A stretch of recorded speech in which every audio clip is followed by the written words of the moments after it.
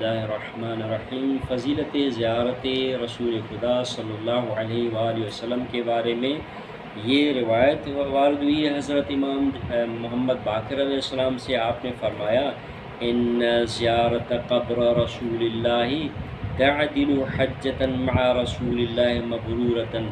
اللہ کے رسول صلی اللہ علیہ وآلہ وسلم کی ایک زیارت کرنا اس کا اجر و ثواب ایک حج کے برابر ہے جو حج کسی مسلمان نے رسول خدا صلی اللہ علیہ وآلہ وسلم کے ساتھ کیا ہو اور وہ حج مقبول ہو۔